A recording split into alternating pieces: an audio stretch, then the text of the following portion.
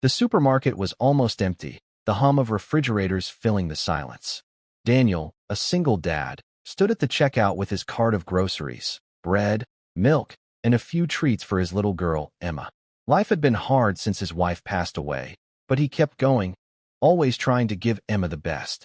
He noticed something strange as the young cashier scanned items. She wasn't just working quickly.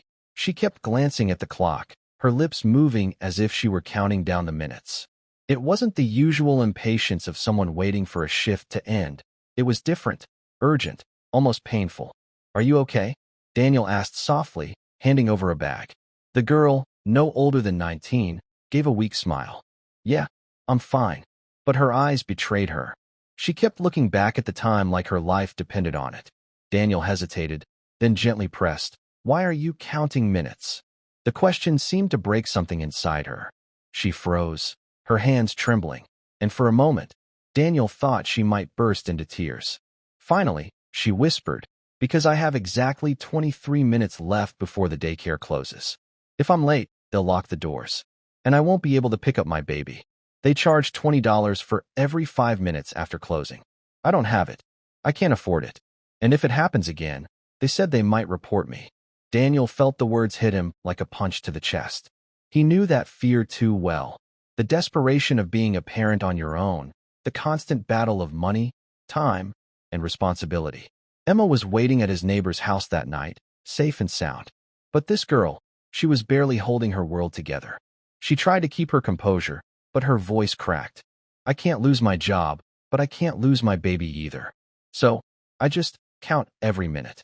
For a long second, Daniel didn't know what to say. His groceries sat bagged on the counter, forgotten. He could feel her struggle in his own heart, remembering the nights he cried silently when Emma was sick, the nights he skipped meals so she could eat, the loneliness of carrying everything on his shoulders. He took a deep breath and said, "Close my bill. Go. I'll wait here. Tell your manager I'll explain." She blinked at him, shocked. "What? No, I can't. I'll get in trouble." But Daniel shook his head firmly. "Your baby is more important than a receipt. Run." Tears filled her eyes, and for the first time all night, she let out a small sob. She whispered, "Thank you," before rushing off, leaving Daniel at the counter. When the manager came over a few minutes later, Daniel calmly explained. He told him she had an emergency, that he didn't mind waiting, that some things in life are more important than rules. The manager frowned at first, then softened, nodding slowly. When the young cashier returned the next morning, she saw Daniel at the store again, this time with Emma holding his hand. She rushed over, guilt written across her face. "I could have lost my job because of last night, but you saved me. My baby was safe because of you." Her voice trembled as she looked down at Emma. "I don't even know your name." "Daniel," he smiled, holding out his hand. "And this is Emma." From that day, a quiet bond formed. Daniel didn't just become a customer. He became a friend, someone who understood the battles she was fighting.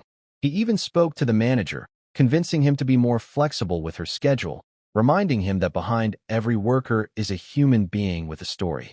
The message was simple, but powerful. Sometimes the smallest act of compassion can change someone's world. Daniel walked out of that store holding Emma's hand a little tighter, knowing that in helping her, he had reminded himself too, none of us are ever truly alone.